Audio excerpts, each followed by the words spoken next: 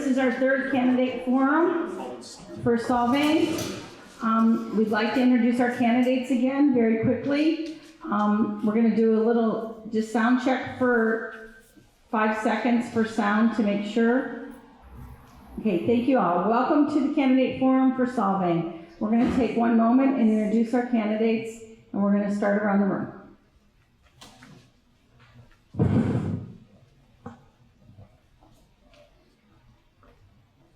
Good morning, everyone. Thank you for coming. I'm Karen Waite. I'm running for the position of mayor for the city of Solvang. I am here to help drive home to you the fact that experience does matter here. It is very important that the citizens of Solvang have an opportunity and a choice to vote for a qualified candidate. This is a position that should not be uncontested, and that's why I'm here today. Thank you.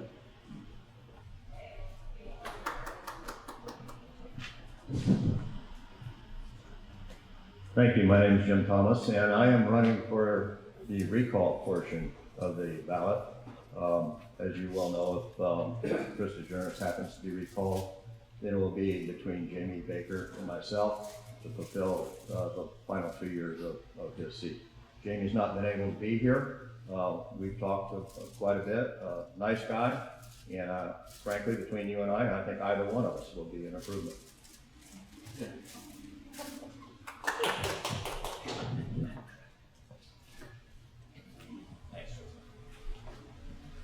Good morning. My name is Mark Infanti. I'm running for a seat on the city council. I'm here because I don't care for what's happened for the last couple of years. I think we need to make some improvements, and I think we need to do a lot of work on making sure that the citizens are respected and the city is, in its culture, is respected. I am retired, so I have the time to spend, I have the energy to spend it, and I want to be able to do something to help this city come along with new budgets and new procedures. Thank you very much.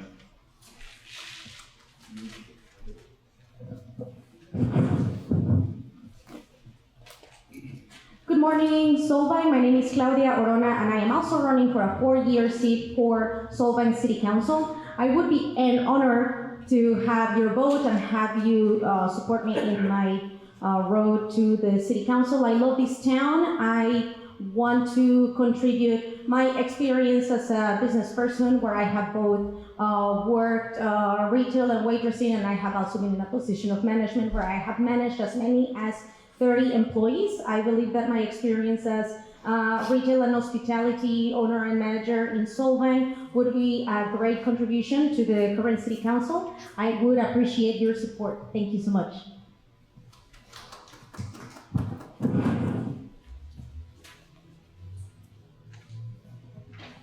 Good morning, my name is Justin Rodriguez, and I am also running on one of the 4-year seats for City Council.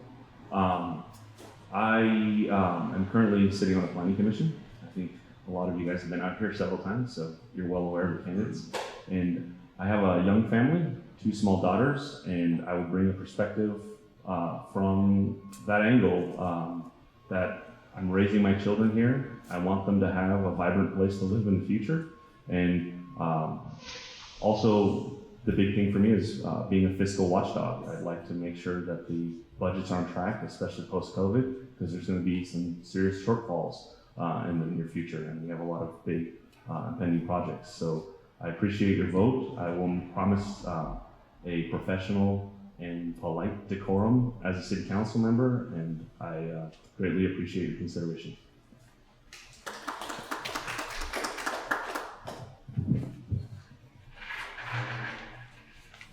We're going to start with the first question. Given all the recent mistakes in processing of development projects recently, do you have confidence that the St. George project at the lumberyard will be adequately analyzed and thoroughly vetted according to all zoning ordinances and CEQA requirements? And we're going to start with you.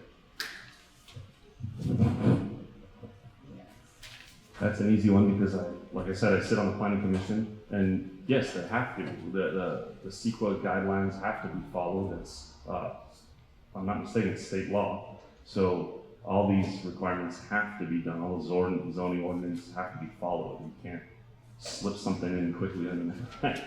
So absolutely. And I do have confidence going forward that all the processes will be followed accordingly. Now, the project that I most recently heard that he is bringing forward, which we sat on one meeting already, is a low-income housing project, and the state has total precedent over that. So the city is going to be at the mercy of the state with that project. So there's going to be guidelines that we have to follow by the state, but there's not a whole lot the city can do if he wants to move forward with that project.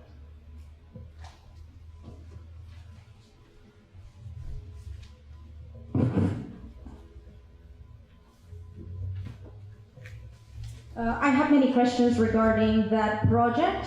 Yes, we need housing, we need affordable housing. I would love to see more housing opportunities coming up to our city, but I am concerned that he is asking for many exceptions, such as the need for parking, the height, because he is arguing that this is bringing housing that is much needed. While yes, the state of California does allow for these exceptions, the state of California doesn't consider our individual needs. I would urge staff and the Planning Commission to consider our particular needs, our traffic conditions, what the life in our neighborhoods is before going ahead and granting these exceptions.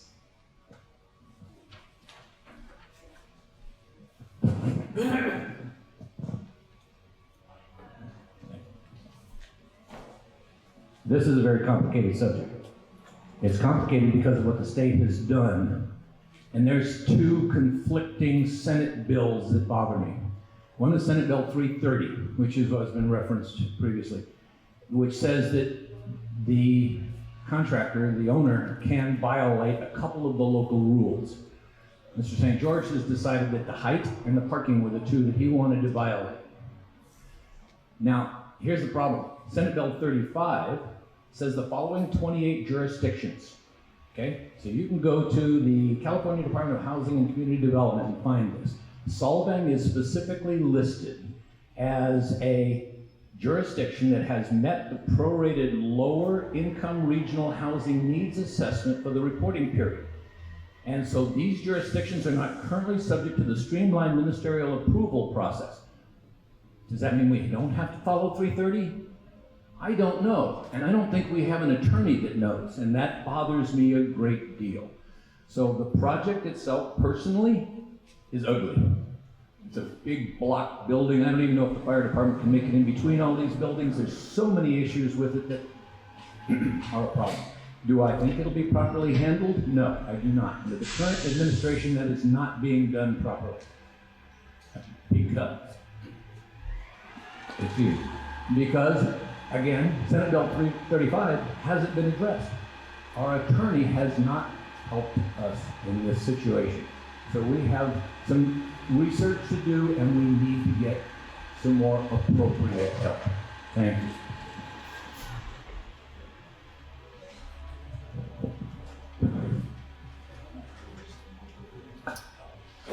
I think the picture that you're seeing online of the project is a cut and paste. I've seen it of other projects throughout the state, that they will pick something that from a design booklet to show it. I don't know that it's what it's eventually going to look like. I don't expect it to look much better, given what I'm aware of the owner's properties in Santa Barbara and their City College and the Isla Vista. They're pretty much cut and paste. In fact, if you go and look on Yelp, you'll see about 3.1 stars from that developer. I think one of the biggest issues right now is the lack of staff in City Hall. And it's one of my major issues, is to bring back the people who know how to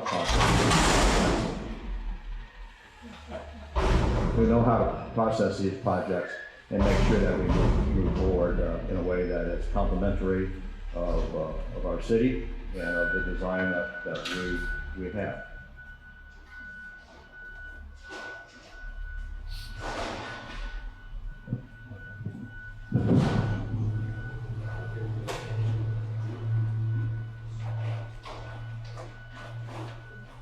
I'm gonna throw out the words here, crisis housing. And that is exactly what one of the plans for Ed St. George has on that property for the lumberyard. So with my experience of being on the council and having many projects run in front of us, one thing that I really want to make sure of if I'm the mayor, and hopefully this project will come in front of us more when I'm in that position, is complete disclosure to the public. More public workshops involved. Do not ever want to get caught again how we were with the original project that was supposedly 2.0. Don't want that to happen. Want the public to be well aware of not only does he have the plans for the housing, but he also has alternative plans for a hotel. I want that to be brought in front of everyone. I also want everyone here to realize that we are in a housing crisis situation for low-income housing. Now, this will bring the state down on us. I do not want that to happen. We don't want to be targeted by the state. We want to front run this. And if we have an area that is appropriate for Section 8 housing, which believe me is needed in this area, we want to find the right place for it.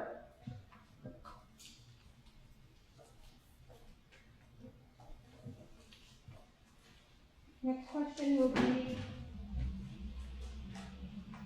There has been many mistakes in noticing at the Planning Commission meetings in the last few months, resulting in cancellations or continuations of 2 public meetings, as well as the mistake of staff reports, etc. Given the reduction in professional staff at the city, what would you do to ensure these mistakes don't continue? And I believe last night we had a proper notification of planning.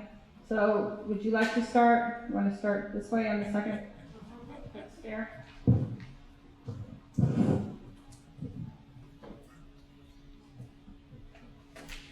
I understand that cuts had to be made because of COVID-19. There is also the question of why these cuts were made prior to the COVID-19 crisis. As we sit through these meetings and staff is showing up, staff is on payroll as we are sitting through these meetings that had to be continued because somebody didn't watch a deadline. There was a report that was missing. The fire department thinks that the project is not giving proper attention to details and issues that would imply a lack of safety and a liability. That tells you that there is a need for somebody to be working with applicants to make sure that they get their plan right before going up for Planning Commission and for the approval. No, we don't have the staff to handle these projects. I don't think you can do more with less by getting consultants that are not invested in town or with outside firms that do not understand what the project entails. I have been through a massive remodeling through the Little Mermaid restaurant, and it was so helpful, even if the project was still frustrating because it took a long time, to have somebody that had done it before, that had a relationship with the city. If they will not get you the answers that you like, at least they're there to answer your questions. We absolutely need staff that are familiar with our processes, that are always available to answer questions, so that we are not wasting all of this time bringing proposals and applications back and forth.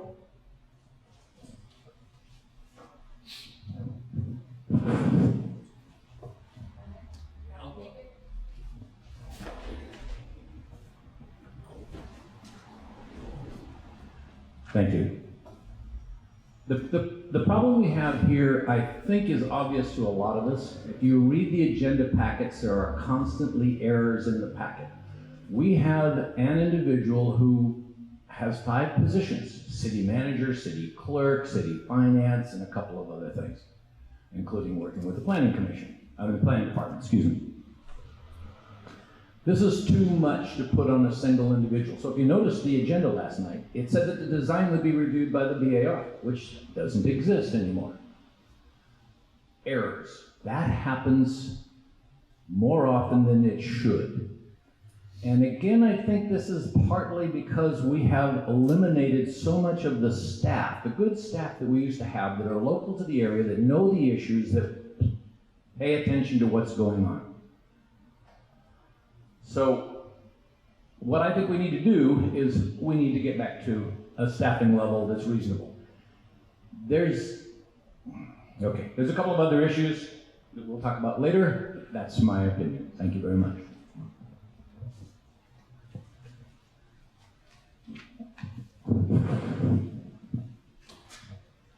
I think we're all going to say basically the same thing, is we need to bring our staff back. It's critically important. The way that they were let go was just atrocious. I think that we had people who care very much about the city, who work very hard to do the work to make sure that the city is run properly, and that process goes through the way it's supposed to. That has not happened recently since that turnover. So unless somebody's going to say something different, I agree with everybody here. We need to bring our staff back.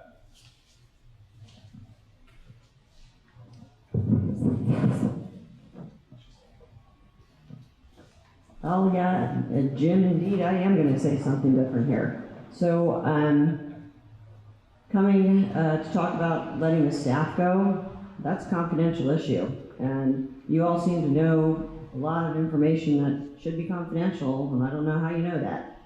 Anyway, so let's get back onto the Planning Commission. Let's not put that on the staff directly. Correct me if I'm wrong, but we do have a director of our Planning Commission who should be responsible for the agendas that go out and should be reviewing that material before it goes out and setting that agenda, and that'd be Mr. Williams. So apparently that didn't happen this time. So as to the latest mistake with the noticing, the agenda was sent out to individuals within 300 yards of the proposed establishment. It went to the post office. It was stamped appropriately by the office for City Hall. It was dated appropriately. Went to the post office. It was delayed at the post office. So I'm not going to throw that on the staff. Now perhaps we could use additional staff in certain very necessary positions. We're not prepared to do that at this time because of the COVID crisis. And as I've said many times before, we are looking at a net negative revenue of over $2 million at this point.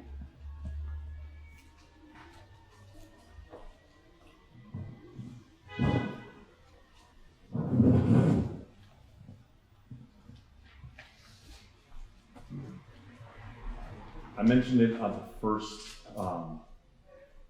coffee with the candidates, was it last week? I think hiring back on an as-needed basis would be important because yes, the staff are overworked, it sounds like, but we got to keep in mind going forward, there are budget shortfalls, as Karen just mentioned, and we got to be smart about it. So definitely finding the right time and the appropriate help would be a beneficial thing, and I believe on an as-needed basis.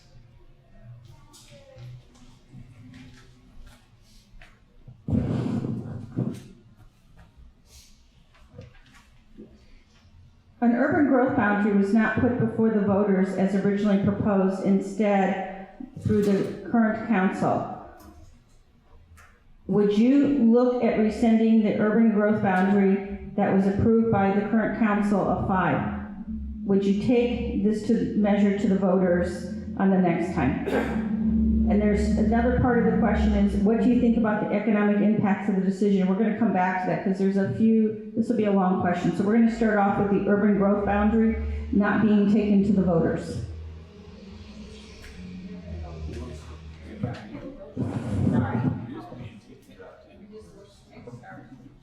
Hand it to me, sure. Give me the tough questions. Bluntly, I don't understand all the implications of the urban growth boundary. Basically, as I understand it, it says we're not supposed to expand beyond our current city borders. That could be a problem. I've heard people say we need to diversify our city so that we're not just dependent upon tourism. If that's the case, we have a limited amount of land that we can deal with. So we can't even expand it. I don't know, and again, I'm gonna plead a little bit of ignorance here. I really don't know that much about it. And I am sorry that it didn't come before the city, because I'm sure there's a lot of people out there that are smarter than me that would have read through that initiative and seen whether it was good or bad and voted accordingly. So yes, I think it should be brought before the people. Yes, I think it could be an impediment in the future to our growth. When we're talking about putting in low-income housing, where are you going to put it? We don't have much land within our borders that's available for that. Will the urban growth boundary limit us? And that's an issue that needs to be reviewed. And I honestly don't understand it well enough to say any more than that. Thank you very much.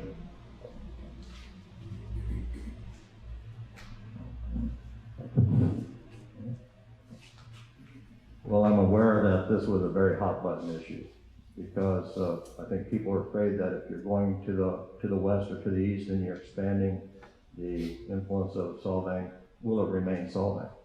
Or will it become a super grocery store or a supermarket or something that would help increase the taxes that come into the city?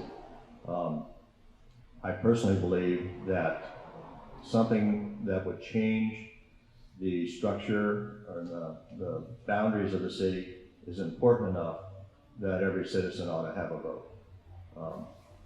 I'm not so certain that the vote won't be the same that the decision was by the council, but I believe it's that important that everybody who lives here, who cares about this city, should have a vote whether it's going to expand or not.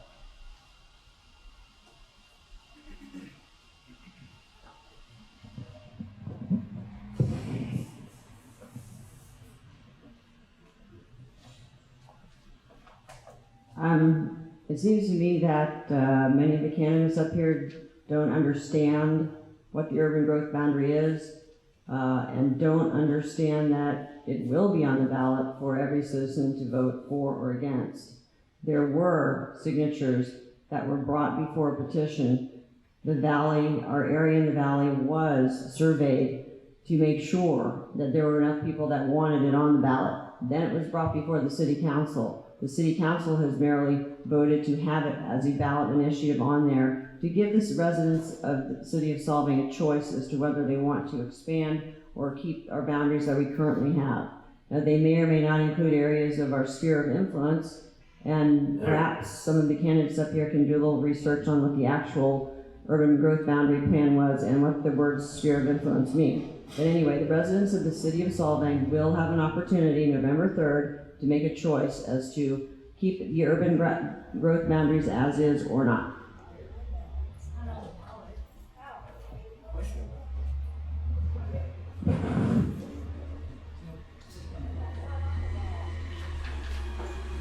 I'm not opposed to putting it before the voters. I think a lot of consideration has to be made for expanding the city because infrastructure is important. As it is, the wastewater treatment facility is overburdened, I guess, as it is, and going forward, those kinds of growth and any types of development you have to do to make sure the proper infrastructure is in place. So, that being said, I'm not opposed to putting it before the ballot or putting it on a ballot. Apparently, it will be on the ballot, Karen? No. Only if there's a growth issue, it's going to go on the ballot. Okay. So, yeah, so I think more research needs to be done, and I think the will of the people should be heard, definitely.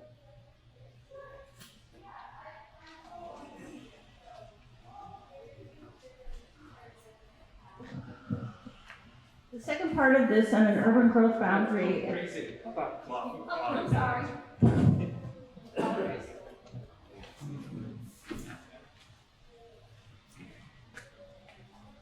Before we talk about whether it should be on the ballot or not, who should have a say on it, I think there needs to be more of a conversation about what urban growth boundary means. Many people will equate that with the fact that the city is going to grow, there's going to be more development, and the town, the essence of the town is going to change. And yes, there is a possibility, but there are other things at stake with including the, expanding the boundary. One of them is a representation of constituents. There are a lot of people that live adjacent to the city of Solvang, however, they don't have a vote on what goes on, and they are definitely affected by the decisions that the city takes.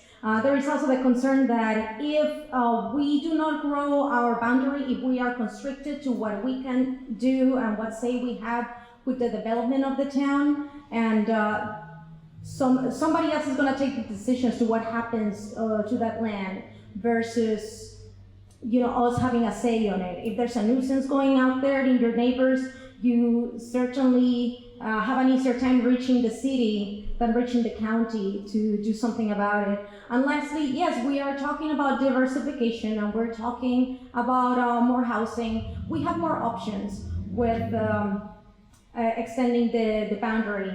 And again, I think it's a little disappointing that we feel that we do not trust our representatives to take the right decisions and to listen to us, and that's why we have to have it on the ballot. I'm not opposed to it having it on the ballot, but I think definitely we need to have more of a discussion about what this boundary growth means.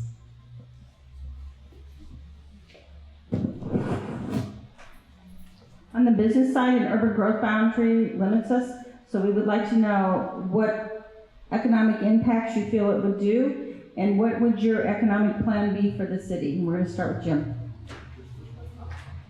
Question three, so it's going to be you today. Kind of went down, that way we get a little more time to answer.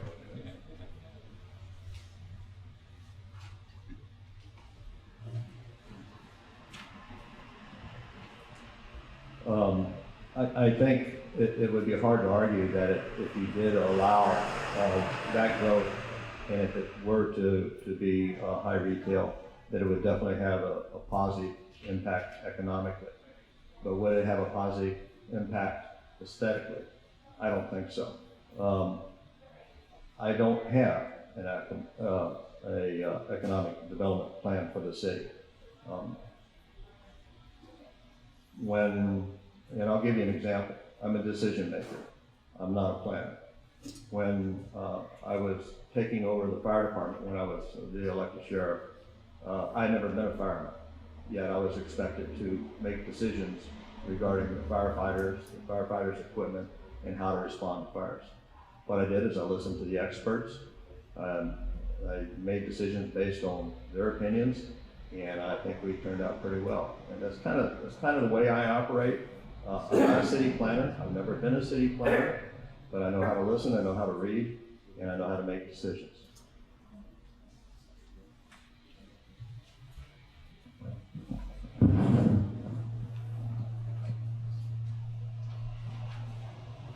All right, so I was a little excited about getting the urban growth boundaries on the ballot.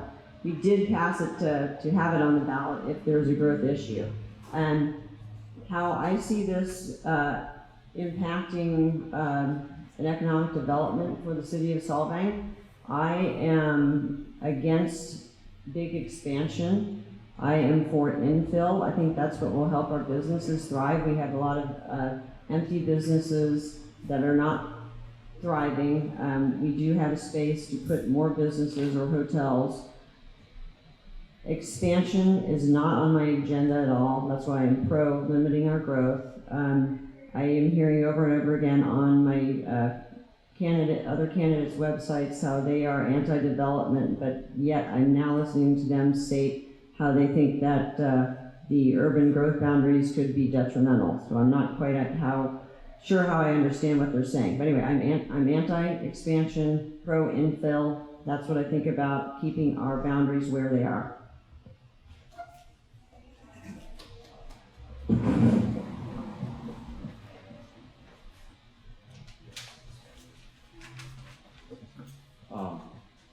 I think the economic impact, if the city grew its boundaries, I remember was going to be on the north, east side of the city and down by the flats right down there by where it's a organic field now, pumpkin patch. My wife and I talk about this all the time. It's like having extra space to have shopping and all that stuff. I could think that could be a good thing for the city, but I also agree with what Karen was saying, is utilizing the infrastructure that we have now. Like it was mentioned last Saturday, the water wheel buildings. I know someone recently purchased it again, but that thing's been vacant, rotting away for the last half a decade. So encouraging people to reinvest in the town and keep the town alive is also very important. So, but growth, I'm not opposed to totally measured and calculated growth.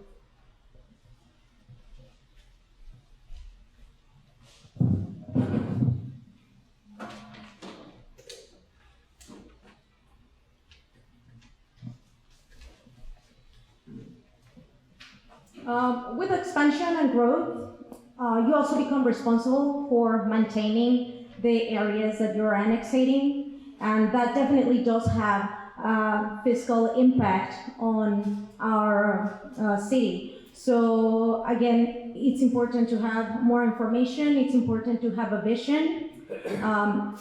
The growth doesn't necessarily mean more development, but it does mean more responsibility. So again, this goes back to, we need to have the step, we need to have the expertise to know what these decisions mean. We need to have advisors that understand what all of these decisions mean so that we can take informed action. There is a need for diversification. There is definitely a need for other forms of industries to come into town, and I might not mean, big factories or manufacturing, but maybe more craft focused types of businesses. I know that we have lost great master carpenters. We have lost fantastic blacksmiths because they don't have a place where to operate in town. And now another city is enjoying the jobs that they are producing, and they are enjoying the fact that they have that expertise to go on. I would love to not have to travel to Santa Maria or Los Angeles every time that I need something. So while, yes, I'm not for big development, I very much believe that the feel of the small town that has close agricultural ties is important, and that's what makes us unique and appealing. So definitely, yes, we must keep that. But we also need to look at what we are missing, what other opportunities there are. And which brings me back to, we need to know what we're doing. I am very thrilled about having a review of the general plan and economic development, because that will help make these decisions.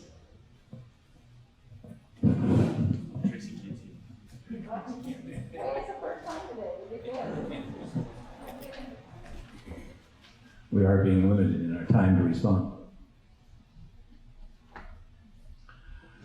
The urban growth boundary it has some limitations that it could affect the growth in economics. My idea of an economic plan is a slow growth. We have to identify the areas that can stand growth, and then we have to either incentivize those or at least talk to the businesses and citizens in those areas about what they think should be in those areas. The problem one of the problems I have with the urban growth boundary, let's talk about sphere of influence. That term was brought up before. So if I can expand my sphere of influence onto some of the neighboring farms around here so that I have a voice, that means they're not going to be able to go to the county and get a cannabis farm put in right next to our Sunny Fields Park or something of that nature. So I think there needs to be some control over this. Don't have all the answers just yet, but economically, I think we need to be able to incentivize our businesses. We need to be able to get them to hire local. We need to be able to have a growth pattern, but it needs to be a slow, muted growth. Thank you.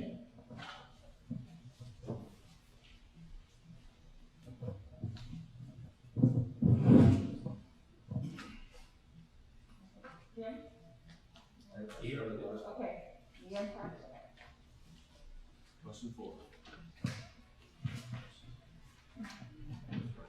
Question 4. The state of California will mandate a certain number of housing units to be planned for every city in Santa Barbara County and all counties as part of state law. It will be up to individual cities, Solvang, to decide where and how housing units will be accommodated.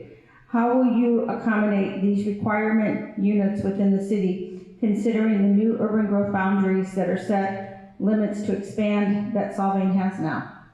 I think we start. Yeah. We kind of need to be fair. One of my favorites.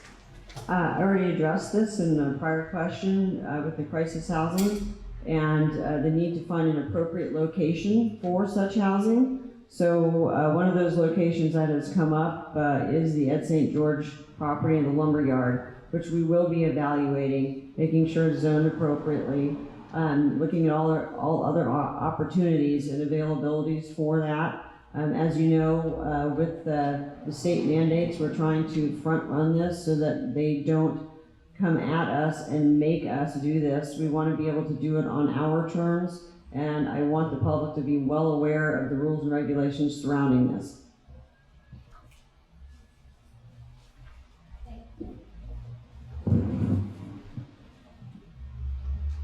I like this question because I studied geography in college. I may have mentioned it in one of the debates. And one of the things we focused, one of my focuses was urban geography. And a big thing that we've heard over the years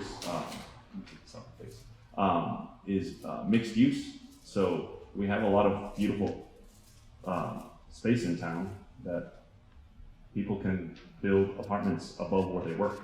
If they worked in the bakery or owned the bakery and had their condo upstairs, like they do in Europe and other places, rethinking the urban setting is very important. So I think mixed use developments are encouraged, and I think that's one of the ways we can go to address this issue.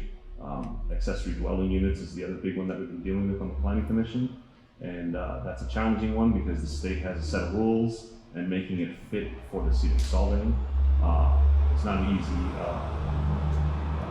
There's no easy answer to that. So, but accessory dwelling units are another thing that the state's dropping on our heads.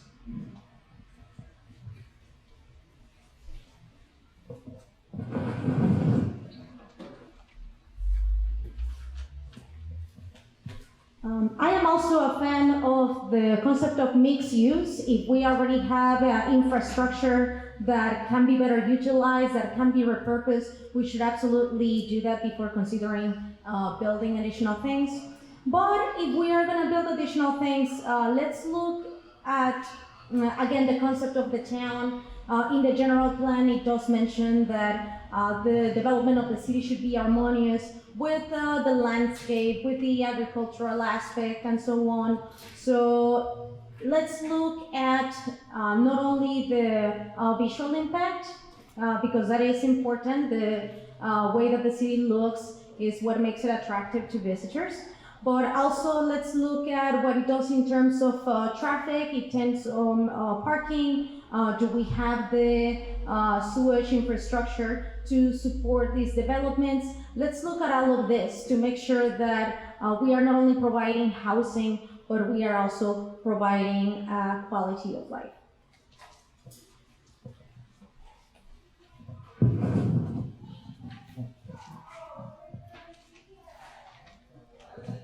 Thank you. Housing density is an issue that's tough. The state has addressed it in all kinds of different ways, and we as a city are somewhat required to fill that in.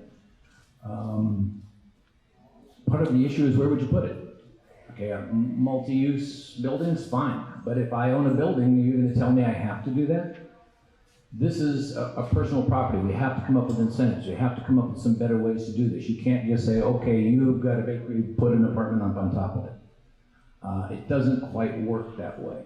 So we have to be a little bit more sensitive to the residents and the businesses of what they need. we need to have an understanding of what there is for property. What does the city own that they actually could sell to a developer for a particular housing tract or something of that nature? There isn't much. So what are you going to do? You're going to go to each individual house and say, okay, we'll buy that house and build an apartment complex in the middle of a residential area. That's not going to fly with most people in this city. So that this is a tough issue to deal with. Yes, we need a little bit more housing. I mean, if you look at the St. George property, in spite of what was said, that's not a low-income housing. That's 65 units, 10 units are low income. Okay, that qualifies it for State Bill 330. But that would be a lot, and then the alternative is a hotel. Well, if the city doesn't like apartments, how about we just build a hotel? That that doesn't solve the issue of coming up with some additional housing. Thank you.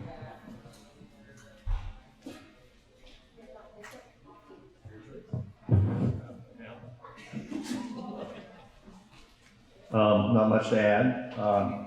I like the idea of mixed use. There's not a lot of property that's available to build affordable housing in Solvang. Unless the opportunity, going back to the last question, that the urban growth boundary expands, then that's certainly something that can be addressed. But mixed use, I think, is probably about the only method I could think of right now to be able to have that housing and have it be effective.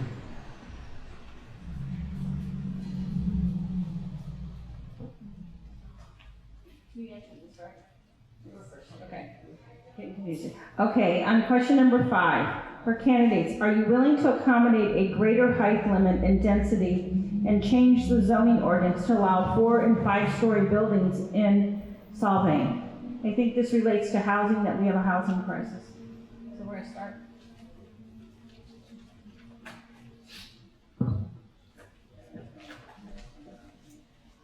Generally, I would say no. There is a precedent on having at the most 3-story units. There's no precedent for 4 or 5 units, and it would definitely clash with the rest of the architecture. But it's also important to consider where things are placed. I do not support such a development at the entrances of the town where it clashes with the rest of the landscape. But maybe somebody else, at some point, will come up with the possibility of building it in a place where it is not clashing with the rest of Solvang, where it can be harmonious.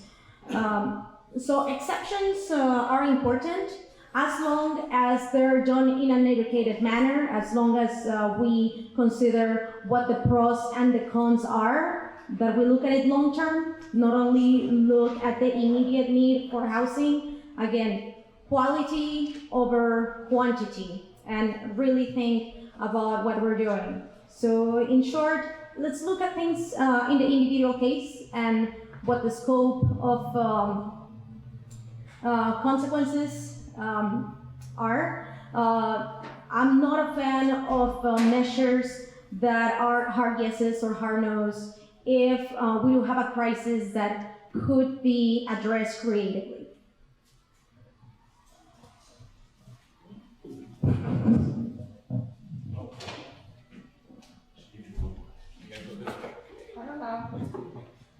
We'll randomly run around. I think I have to pretty much agree with Claudia. It is not something I want to see in the TRC. It's not something I want to see in the entrance to the city. It's not something I have a great desire to see. If we need to do that to meet some of the goals for our density, and we can do that in an area that doesn't conflict with the local residence area, the area that they're going to put it in, then I think it's something we should consider. Like everything else, it has to be looked at for all of the other benefits. Because if you're going to put a 4 or 5-story apartment building, you're going to have a whole lot of parking. You're going to put that underground. You're going to put it on the surface. How much area do you have? There's a lot of design decisions in a 4 or 5-story building. So I'm not strictly opposed, except in the TRC or along the main entrance into the city, because I do not like what Mr. St. George is proposing, then I would seriously consider it.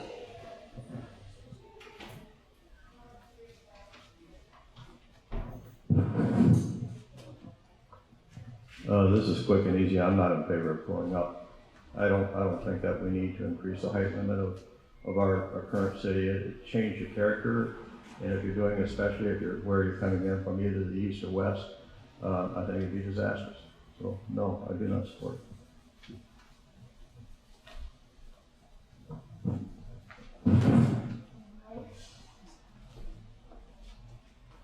I think that we all need to look at this head on and as a reality, that this particular issue of Section 8 housing, crisis housing is hitting us. It's hitting us now. We have a developer who has already proposed to put in several units in a particular area.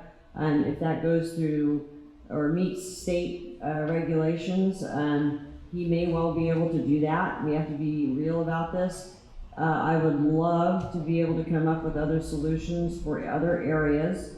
However, that is what we're looking at. That's what we're going to have to deal with straight on. That's why I want to open up dialogue with Mr. St. George. I want to make it very, very public as to what the possibilities are and what could happen in that space. I don't want any surprises for anyone on this, but if he does go ahead and decide he wants to do this, he has exceptions to height, design, color, and our hands could well be tied on this, and there may not be anything we can do. So I just need the public to be aware of that. But there again, I want the public to have workshops with Mr. St. George. I'm trying to contact him right now to see if he's willing to do a few more workshops, just keep everyone informed, because I do not want to ever hear this transparency, non-transparency issue come up again with any future council or with the council that I'm currently sitting on.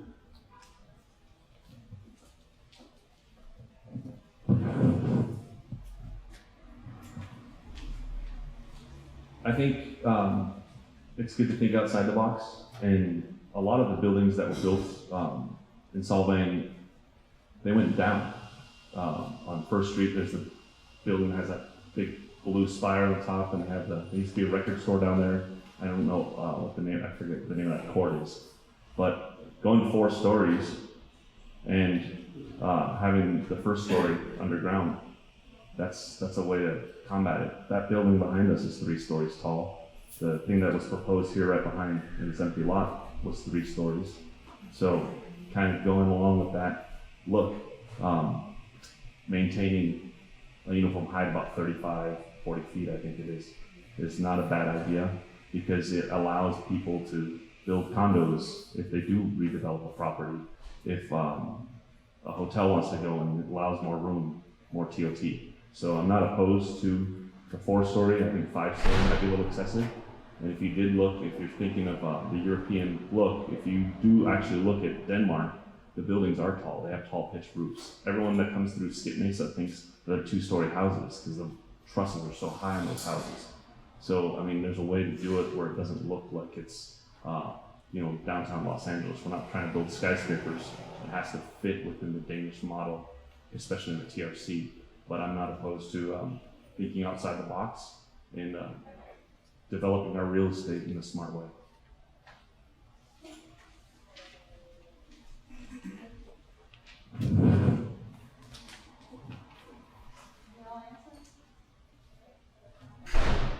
Getting lost here. Okay, no problem. Within the planning, are you willing to look at the zoning ordinance at this time to allow expansion of the vacation rentals outside the TRCs?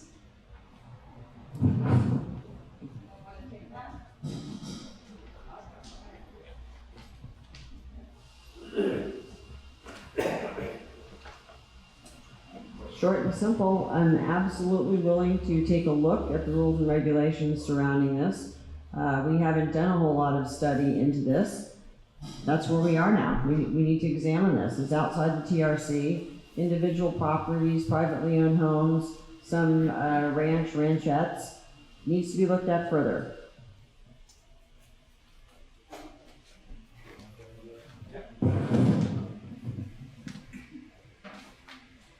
Yeah, definitely. I think what Karen said is accurate.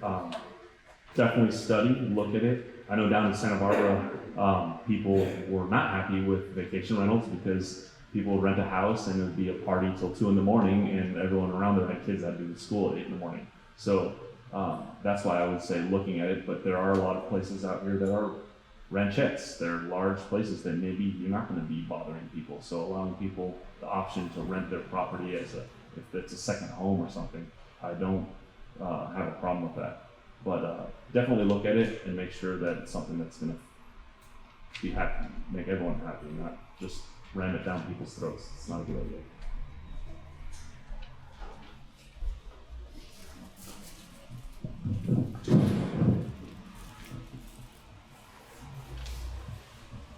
It's always worth considering options that are not currently allowed by code, but we do need to consider what it means to have vacation rentals outside of the TRC zone in regards to the neighbors. Having an area designated for the rentals, the staying, the leisure, and so on, that allows for separation between the commercial area and the residential area. And we need to consider the lifestyle and the quality of life of residents. Not only consider what this means in terms of tax revenue. And I would also worry that such a measure would set a precedent for everybody to start developing their homes into rentals and thus stress the housing crisis that we already have. So again, not a hard no, but let's look at what that means and what that entails. And certainly these vacation rentals need to be something that is contributing to the city. We do need the support and the revenue for the infrastructure and of the things that it takes to run a city. Let's certainly not allow Airbnbs or things that are increasing the foot traffic, but not contributing to the support of the town.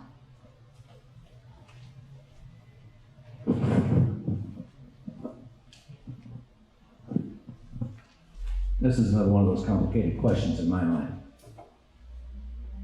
Okay, so if you're a vacation rental, you contribute to the TOT, the Transit Occupancy Tax. That's money that comes to the city that helps 40% of our general, 40 or 50% of our general fund comes from TOT. So if we had more vacation rentals, we'd have more TOT. We'd have more money in the city coffers. We wouldn't have to raise taxes to get things done. Great. The other side of that is, do you want one in your neighborhood? And I suspect we'd have to talk to somebody in the individual neighborhoods of what we're going to do. Now, when we talk about vacation rentals, if it goes over 30 days, it doesn't contribute to the TOT, it's only under 30 days. So now what kind of a rental are we talking about? And what are the rules on the rentals? Do we have to have off-street parking so we're not bothering all of the rest of the people that live there full time? We need a discussion on this. This is not a simple issue that you say, yes, it's a great idea. No, it's a terrible idea. It is one that needs to be brought before the residents. They need to understand the implications of it and what their options are. So, another one that takes a little bit more study and a lot more analysis. Thank you very much.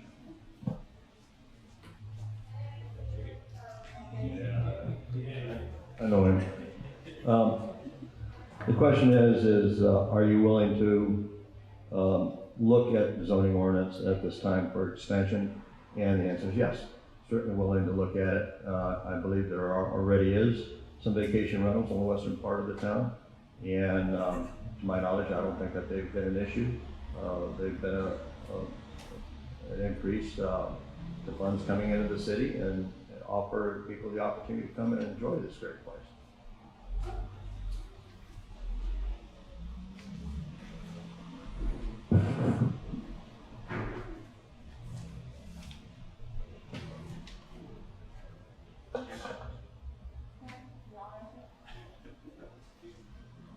Okay, we've all kind of hit on this a lot, the St. George Development Project. Do you feel the 4-story development project is now proposed at the Yellenberg Yard site is an appropriate gateway for the entrance to Solvang?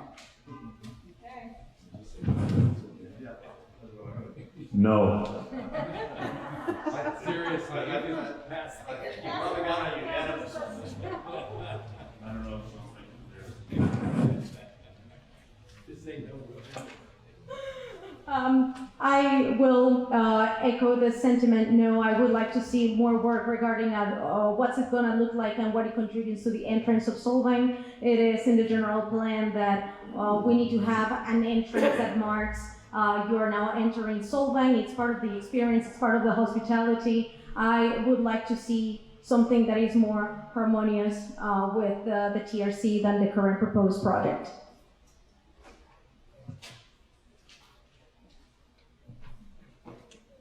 The easy answer, like everybody has said, is no. Don't like it. Don't want it. But it has its merits, and with a little bit of a few number of changes, it could be quite acceptable. One is I'd like to get at least the first building brought down to 3 stories and made, as Claudia said, in a harmonious architectural style with the area, which basically is Mission style if you look at what's right next to it in the at the Vet Center and across the street to Mission. But no, under its current plan, I'm not fond of it at all. The other question is, do you feel that the 4-story apartment development project now proposed at the lumberyard is appropriate for the gateway to the entrance of Solvang? Absolutely not.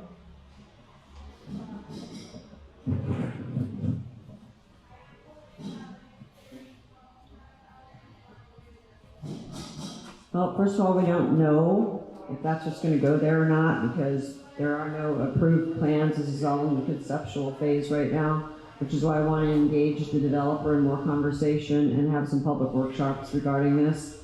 I would love to see an appropriate area for affordable housing. We do need it. We will be required to put in affordable housing. And as I said, I'd like to front run it. I don't want the state to come in and say, hey, you had an opportunity to put it here, you didn't, you're short on your housing, and see the city of Solvang be penalized. So I would like to explore other areas, yes. But right now, as I said, we're hitting this head on because he's already put in plans and this is what he would like to do. And I would love to meet, sit down, and discuss this further with the developer and with the residents of the city of Solvang to find out if there might be a better place for such housing, but it is needed.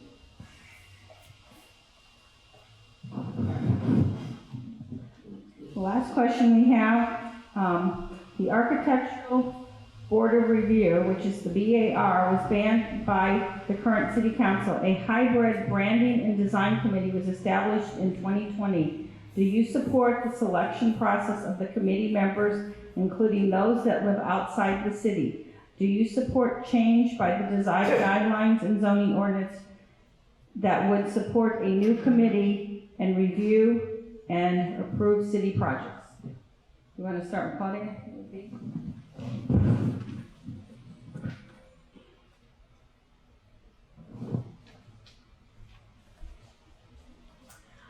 I'm not opposed to involving people in our planning process that do not necessarily live within the city of Solvang boundary, but that have the expertise and the experience needed to be part of the conversation, to continue to plan ahead so that Solvang can thrive.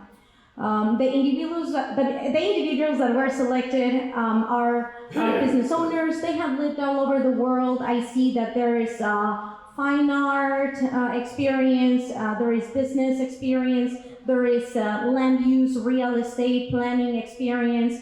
These are all great things. I do have thoughts about why it was needed to disband a committee that already existed. If we just needed to do some tweaks to it. I'm not a fan of all the time that we are using on training these individuals to do the task that has been handed to them. Yeah, I think expertise that resides in the Santa Ynez Valley, let's realize it is useful, it is valuable, and many people are part of the Solvang community, even if they don't live in town. That being said, I think the guidelines that already exist are a great place where to start. they might need some upgrading. Let's look at the needs that they need in regards to signage, to the experience, to the landscaping, and so on. Let's start with that. Reach out to the community, reach out to the businesses and the residents and see what they think about it, take that input, and then take it into consideration.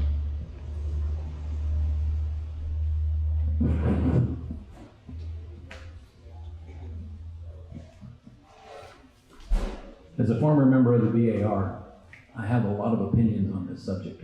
But let's start off with the last sentence. Do you support changes to the design guidelines and zoning ordinance that would support the new committee that would review and approve city projects?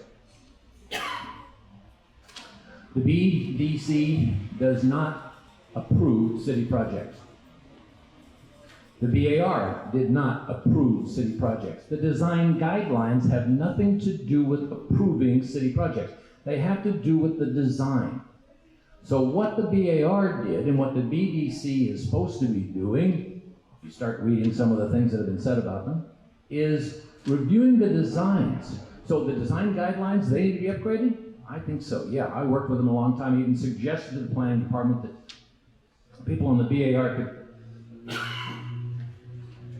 could provide an input to that update. But that's a design guide. It doesn't say I'm going to approve a project. It just says I'm going to approve the paint on that project, or I'm going to approve the signs on that project, or whatever the facial issues are to it, the design issues. So to the degree, do I support changes to those guidelines in zoning ordinance? Zoning has nothing to do, almost nothing to do, with the BDC. The only place that it becomes an issue is whether it's in the TRC or not in the TRC, and that's where the BDC would be involved with zoning. So what do I think about the way it was selected? It was selected the same way the last time, BAR. I don't have a big problem with it.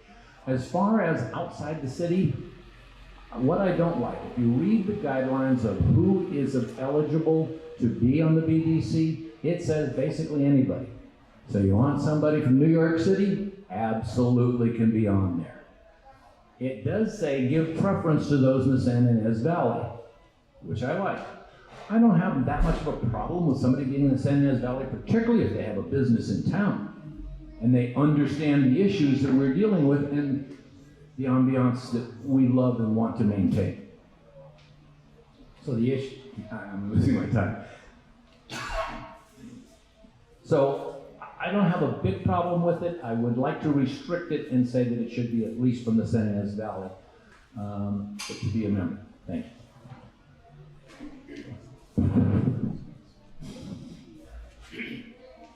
I agree. I don't have a big problem with people from the San Ynez Valley. Like you said, there are people who own businesses who don't live in the city, but they may live in the San Ynez Valley or may live in Buellton, and their decisions affect their businesses. So I think that's appropriate. And I also believe that what you said is correct. Is that when I had a business here for a short period of time, I had to go to the BAR, have my sign approved. It was a small sign, still over there. But I think that that's absolutely necessary that it continue to be what it was designed to be, is to ensure that we keep this village in the design that it's meant to have and meant to continue.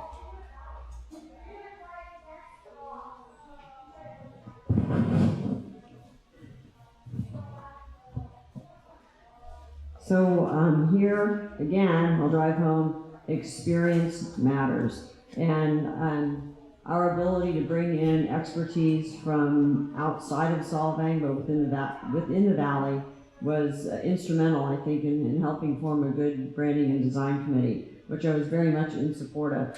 And you heard Mark Infanti talk about being on the board of architectural review, which I was also with him. The design guidelines were exactly that. They were guidelines to be followed. And I vividly recall Mark and I going into detail about how we need to update our design guidelines and our sign ordinances. So now we have a committee that's in place with a lot of artistic experience, architectural experience, and worldly experience. That's invaluable, and I am all for maintaining that committee.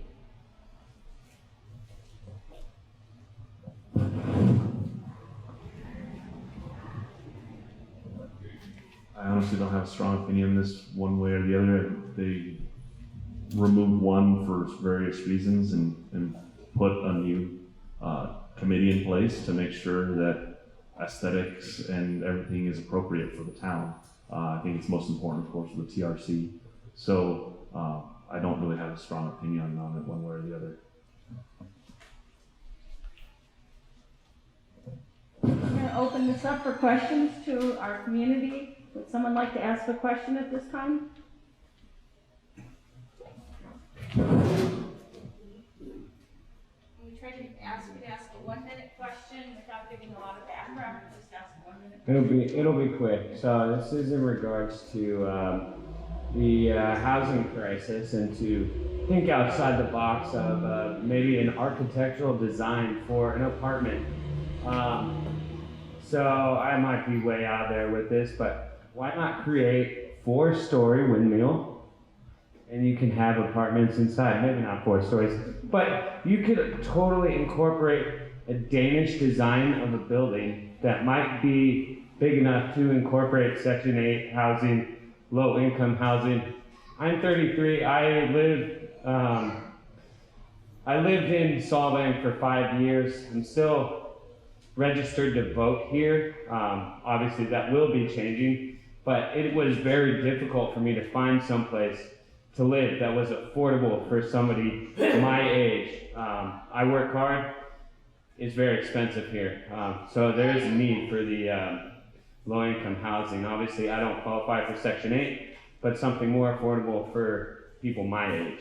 So I don't know if that's really a question, more of a statement. But it sounds like somebody might want to respond. Justin. That's a good question because I'm not that far away in age from you, and yes, it is expensive to live here. I met with a gentleman that wants to develop the property right behind this wall right in this parking lot, and that was one of their ideas.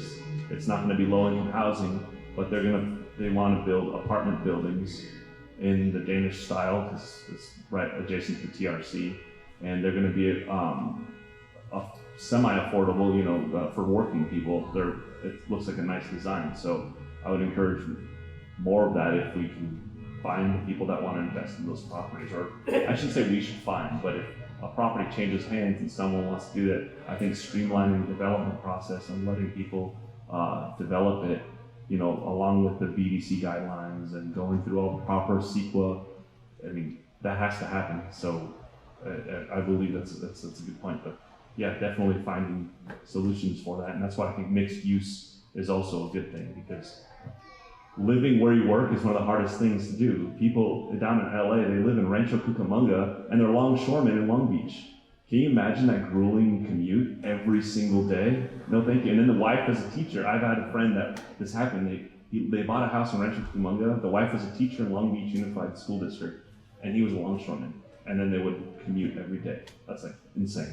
So, we have a blessing here to live and work where we are, or not have insane commutes. So, yeah, definitely streamline the building process, mixed use, and allowing projects like that, I think, are beneficial to the community.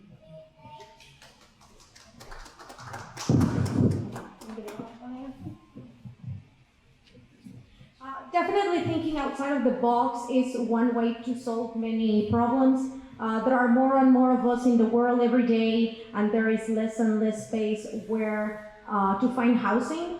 So looking at the project on the old lumberyard mill, a lot of us might be more willing to receive it amicably if it were more beautiful, if it didn't clash with the architecture of the town.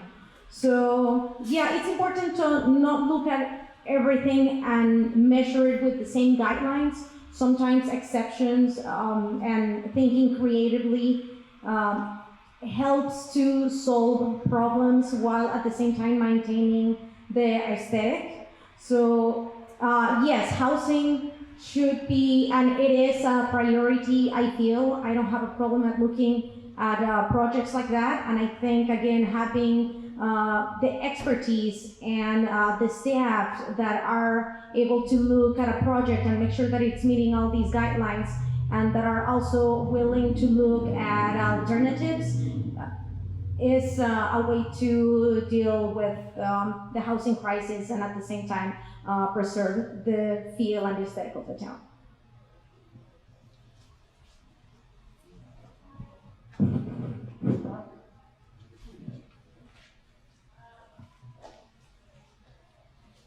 So Robert, absolutely understood. Very glad you asked that question. I've had a number of individuals ask me that question when I've been out canvassing. And Justin and Cloud eloquently put, I think creativity is extremely important here, thinking outside the boxes, which they did say. It has to be done because, as you said, you do not necessarily qualify for Section 8, but affordable housing is 100% necessary in this area. So thinking outside the box, being creative, and dealing with the community and getting their input.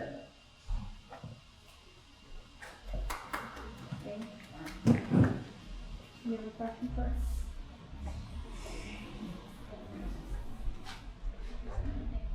Kennedy St. Convert Solvang. A lot's been talked about with Save Our Solvang's influence, sphere of influence, and all that. I just want to clarify that there were over, I believe, 5,000 signatures of residents that wanted control over growth, and that's all that was instead of the council deciding and the mayor deciding if we were going to grow our boundary areas, it was going to be put to the people of Solvang to decide. So I just want to clarify that, so that if there ever is an issue of potential growth, it's not you guys that are going to decide yes or no. It's going to be the people that live here, which needs to be clarified with you guys right now, because I'm walking away thinking, what are they thinking? I don't understand. So that's one issue. The other issue was that if we did increase our boundaries, you think the state has control now of what we do? Wait until we open up our boundaries and the state will tell you that you will do X amount of Section 8 or X amount of low-income housing. So they're already telling us now, but when we open up our boundaries, it opens up a whole new can of worms. So, and the other thing I wanted to talk about was the positive things that the council did in the past that nobody's hitting on. The biggest thing is the corruption cleanup of the tourism factors that we had prior to this council being in office.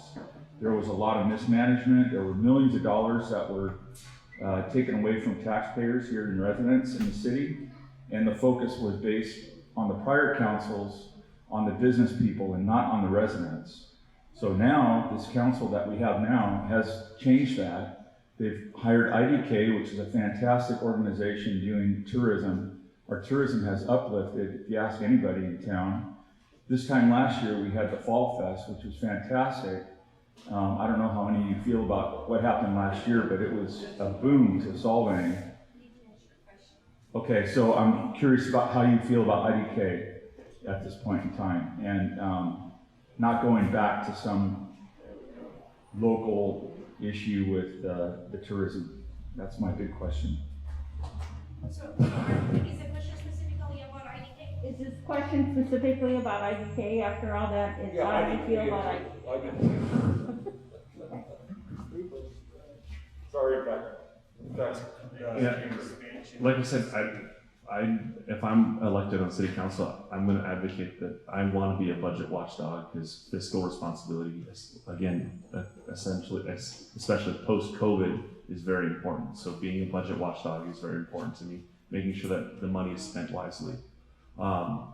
Going on the IDK, having events in town, one of the things that I wanted to advocate for would be like a Viking Days weekend to take advantage of the heritage and the culture that this town exudes. It's the ambiance. Having the Renaissance, like hiring a Renaissance group to dress like Vikings, take pictures with tourists, I think would be a really beneficial thing for the town. Even if it was done every once in a while, but it would be a fun thing. Like I remember on the first one, Kyle, what was the group you said it was? The Ravens of Odin. Yeah, so that's, yeah, see, look at the fire in her eyes when she said it. The Ravens of Odin! So it exudes, that image, that Viking image exudes such like a powerful feeling in people. And why wouldn't we have stuff like that? That's a great idea. Have a Fall Fest, have a Oktoberfest, do things like that to bring in people that will spend money and stay longer in town. So definitely.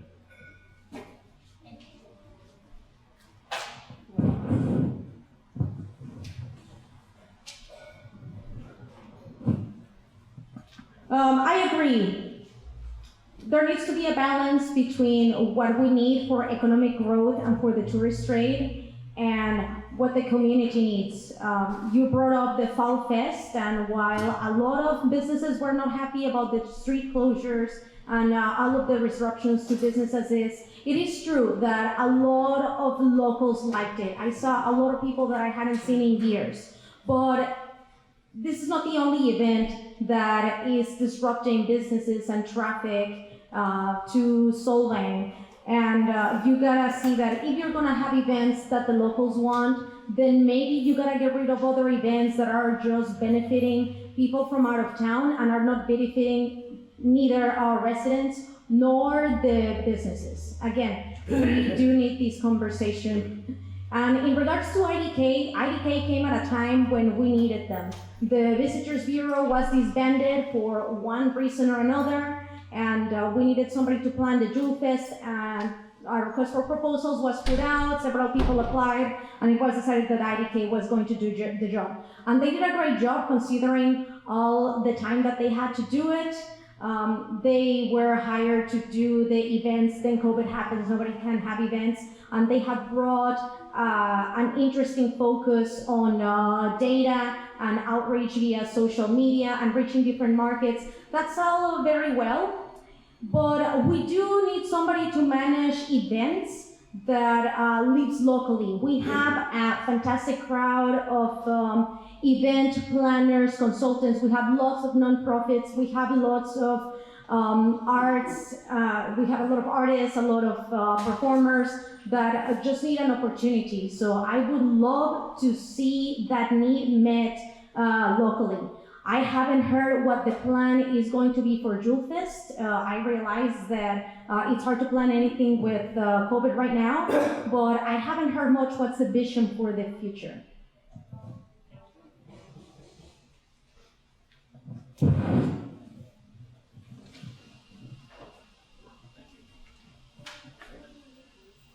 I'm not sure I was completely fond about the way IDK was selected and brought in, but I have to admit that I like IDK.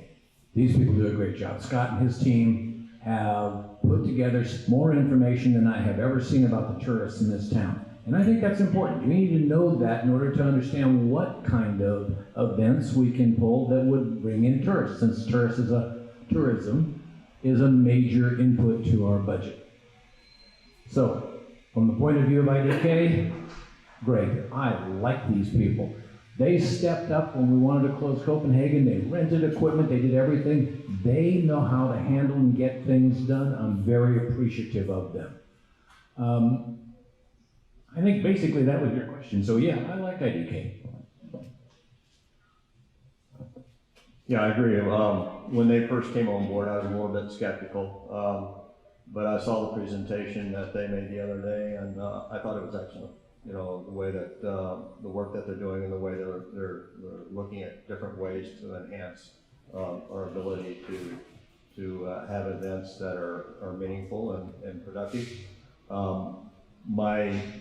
With the Jewel Fest, my only concern initially was the carnival rides in the middle of Copenhagen. I was a little questionable about that, and that just only goes back to my law enforcement experience, that once you start getting a lot of carnival rides in, that it can be a problem. But I think everything else that they did was absolutely fantastic. So unless it gets to be where we just cannot afford them for whatever reason, then I would continue to support their work that they're doing.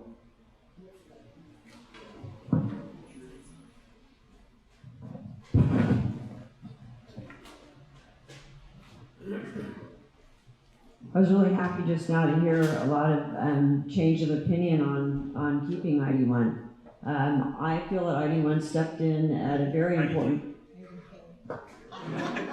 My apologies, I was president of the board for ID1, so for IDK, and I think they stepped in at a very, very important time when we needed them, and I see them staying on. I really do.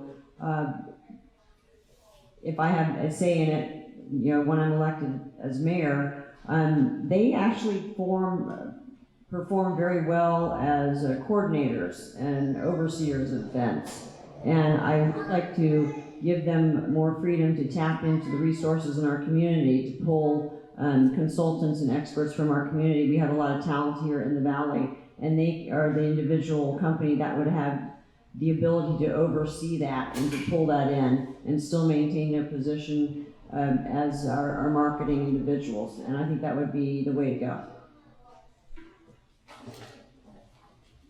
And I'm going to give, just as IDK, they've done a great job. They did not do the fall festival, so we know that. So good or bad, it was put on by another organization. So I do want that clarified in that, but they are doing a great job. Okay, they did their little oversight. Okay, other question, Lee? Thank you.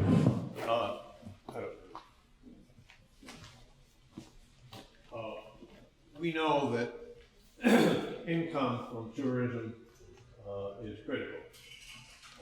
And my observation of Solvang has been that it's struggled for a number of years to make ends meet and do the things that are appropriate and desirable. That means that we have to upgrade the nature of the tourists who come here. The question is, of course, how do we do that? That has not been addressed, as far as I can tell, at any time anywhere. So I'd like to ask the group here, I'm sorry that Mr. Burek isn't here, I hope he's not ill. If you were tasked to go outside of the city and market Solvang in whether it's San Diego, LA, San Francisco, outlying areas and so forth, out of state areas, if you were tasked to market Solvang to generate more high asset tourism, what would you say about Solvang?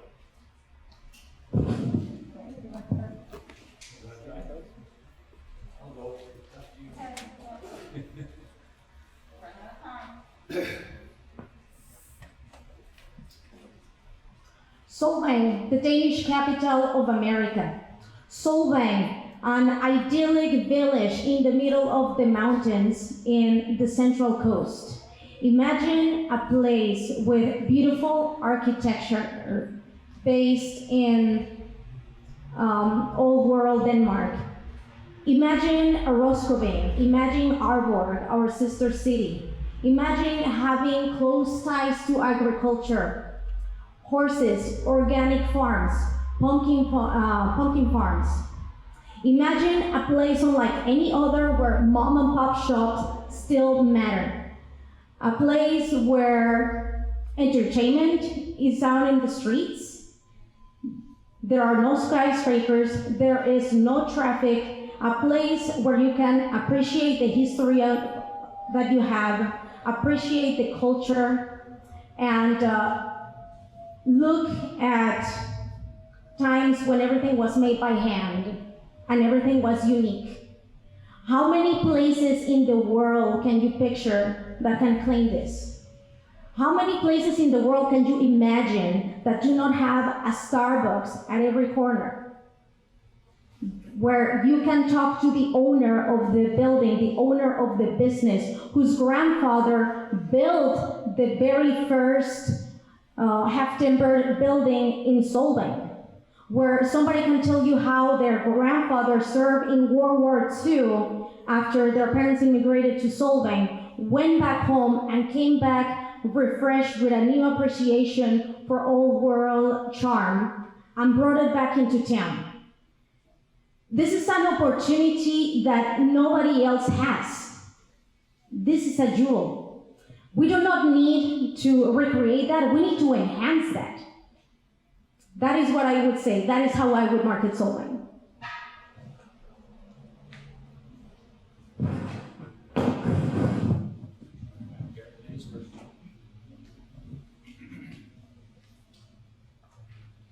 So, there's a difference between just marketing Solvang and marketing towards a particular demographic that you want to attract to an area.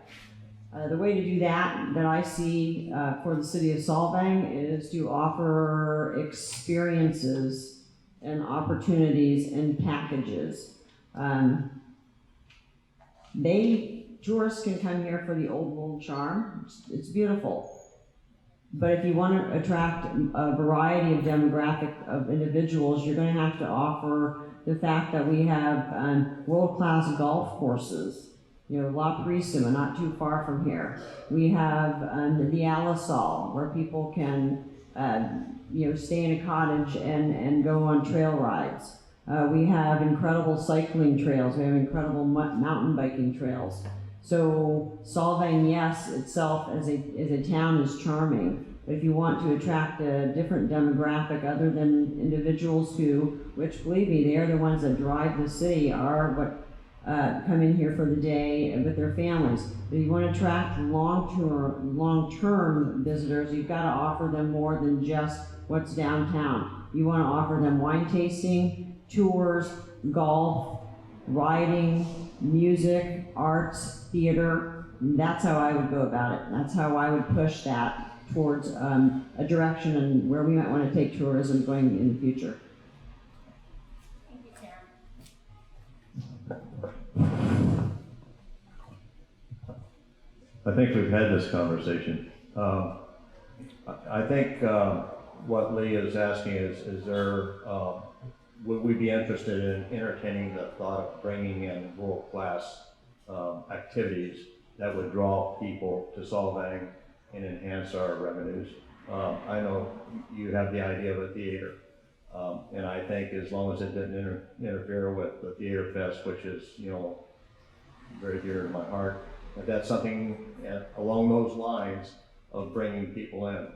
When I was in office, I used to host the California Sheriff's Association to Solvang every year, and we would stay at it's the court now, but before, and we'd be here for 3 days. People loved it, and I think that the ability to bring in that type of clientele is really beneficial. So let's put it on our hotels, if at all possible, to bring people in for extended stays. Once they come, it's like the day tripper thing that we talked about a few days ago. Is once they come and they see Solvang, they'll come back. And as long as they come back and they stay, then it's a benefit to us. Obviously, it's a benefit to them.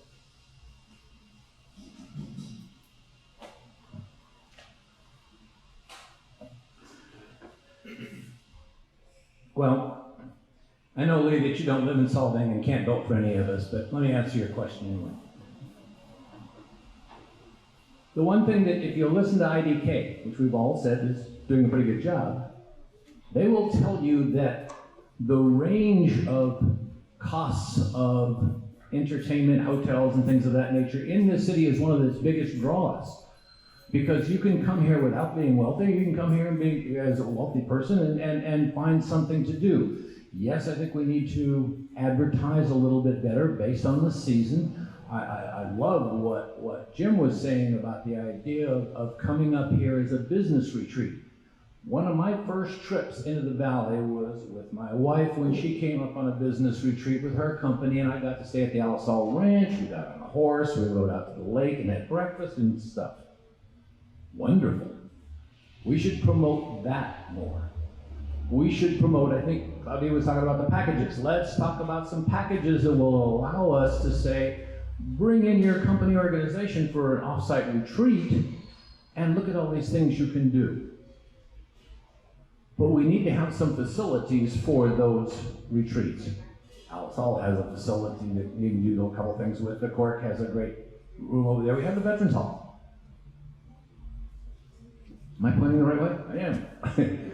We have the Veterans Hall. We have a couple of opportunities, but we need to do something specific to an area of what we have now. If we want to grow into other areas, that's great. But it's going to take a little bit of work and time to get that done. But we need to take advantage of what we have now. Thank you.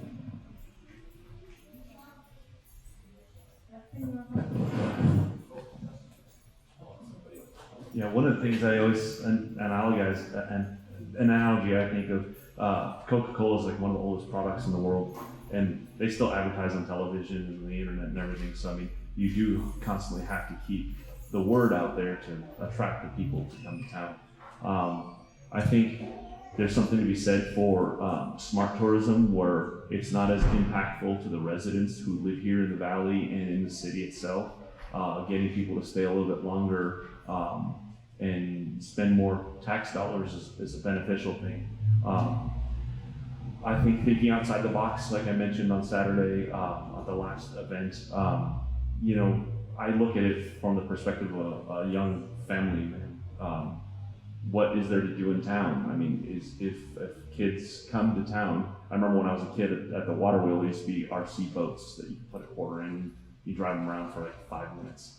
And I remember that I used to get a kick out of that. None of that exists anymore. So encouraging things for families to do is important as well, because families come and they want to get away as well. And they usually spend money just as well as the wealthiest people, along with the day trippers. So thinking outside the box, miniature golf course.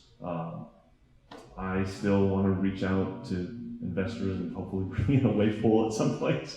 And I think that's things like that are good ideas. So look for technologies and the things that people like to do, like the pickleball guy that I met walking in town, knocking on doors in Creekside. He opened the door and he spent 10 minutes talking to me how great pickleball is. And there's no pickleball court, and he wanted to figure out if he could get the pickleball court, one of the tennis courts down in Hans Christian Andersen Park, restripe or at least add the lines for a pickleball game.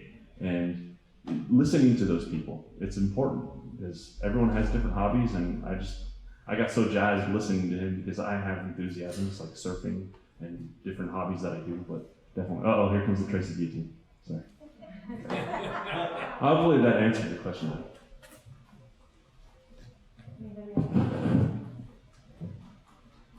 I want to give our candidate, one more, will do.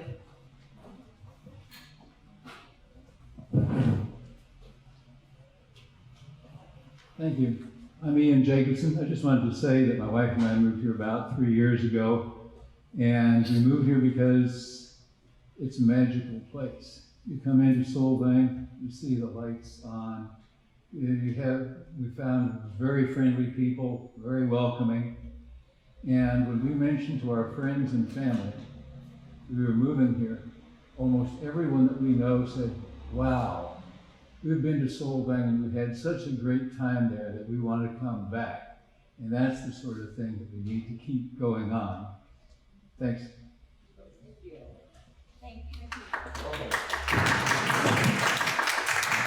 We're going to give everyone a few minutes to close up. And then I suggest afterwards, if you like, talk with your candidates, but no matter what, vote. It's a lot to ask these people to come here today.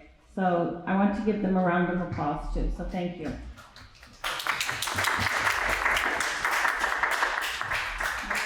Karen?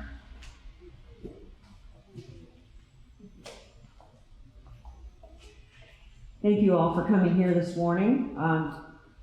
As I said, Karen Waite, running for mayor for the city of Solvang. Experience in government for a position such as mayor is important. It does matter. I have that experience. Solvang I see as the capital of the San Ynez Valley. Much of what happens in the city of Solvang affects the rest of the San Ynez Valley. My experiences across the board in just about every other little town here in the valley.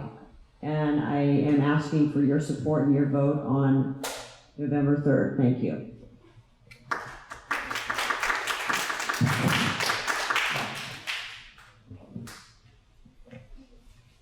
There's no saying that sometimes it's better to be seated and to appear ignorant than to stand, speak, and remove all doubt. he got it anyway. It's, there are a lot of the issues that are talked about that I don't have a lot of experience in. I've not been in a city council. I've not been on a planning commission, but I know how to make decisions. And I've said that before, and I'll say it again because I think it's important. I think we need people who have experience, but we also need people maybe who aren't ingrained in the city hierarchy or the city council, who can have a fresh look at ideas, can look at them passionately and impassionately, and make decisions that you feel are in the best interest of the community that you live in and that you love. And that's where I come from. I'm not an expert in city land use, but I know how to read and I know how to listen, and I do, like I say, I know how to make decisions, willing to do it, and look forward to it. Thank you very much.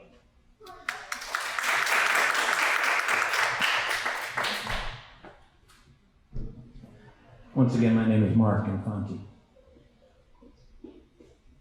I hope I've conveyed who I am and what I think and what I believe in. One of the things that I'm trying to do is my experience and background as a project management consultant said that I had to listen to a client, figure out what their needs were, and involve that with what I was trying to tell them on what needed to be done. I think I did that fairly well. Did it for a lot of years. That's what I'd like to bring to the City Council of Solvang. We need to bring some transparency. We need to bring the residents in to see what we are doing. And that's one of my promises. I will share with the citizens of this city those issues that are brought before it constantly, so that you get a chance to understand what we're thinking about, what decisions we have to make in order to make sure the city runs. Remember, the City Council's purpose is really one thing: to make sure that where you live, Solvang, operates, so that when you turn on the tap, you get water. When you flush the toilet, it goes away. When you drive down the street, there's stop signs, there's lines, there's asphalt is being taken care of. That's what the City Council does, is it manages the city's infrastructure. Okay, we've talked about everything else in the world but that. And those are all important as well. We need the tourists because we need the money to be able to support those projects that support the infrastructure. That's what I want to be able to handle. That's what I want to be able to communicate to you as the citizens, and that's what I'm standing here for. Thank you very much.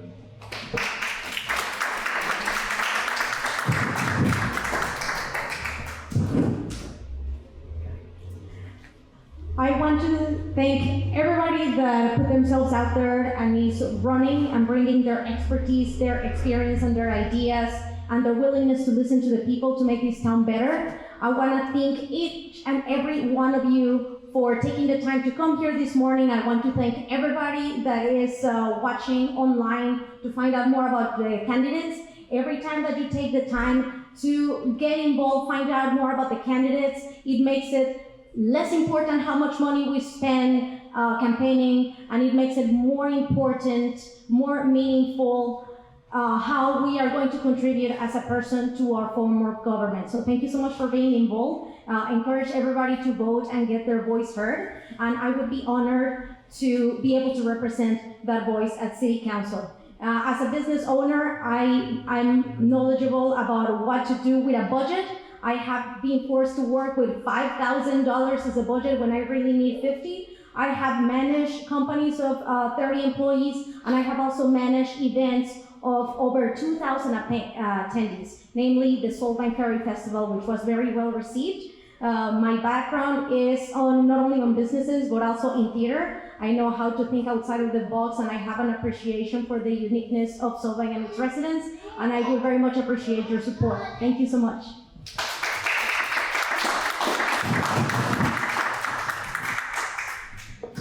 Again, my name is Justin Rodriguez. I'm also running for four-year seat on City Council. Like I've been saying, I'd like to be an advocate as a budget watchdog to make sure the dollars are spent correctly, because I too am a business owner, and running a business, the city, being the city council is like being the heads of the business. They have to make sure that the money's spent wisely, correctly, and it's all of our tax dollars that we're watching out for, including mine and everyone sitting up here. So it's important that we watch the budget post-COVID. Also, I want this town to be a vibrant place for my daughters to grow up. They're going to school here in the Valley now, and I want this place to be a good place for them to be. Mark did bring up the good point. Is one of the things that I've been advocating for that's on my website is traffic management. Traffic management is so important because people speed and people do things. We don't have a lot of, we don't have a budget in place for a policeman on a motorcycle that's giving traffic tickets and stuff. So implementing smart traffic solutions such as flashing warning signs where people tend to speed is important. So making sure that we have an advocate for traffic safety is important. I appreciate your vote. I want to bring good decorum to the city council. I think that's important, and I'll respect the voters, and I appreciate your consideration. Thank you.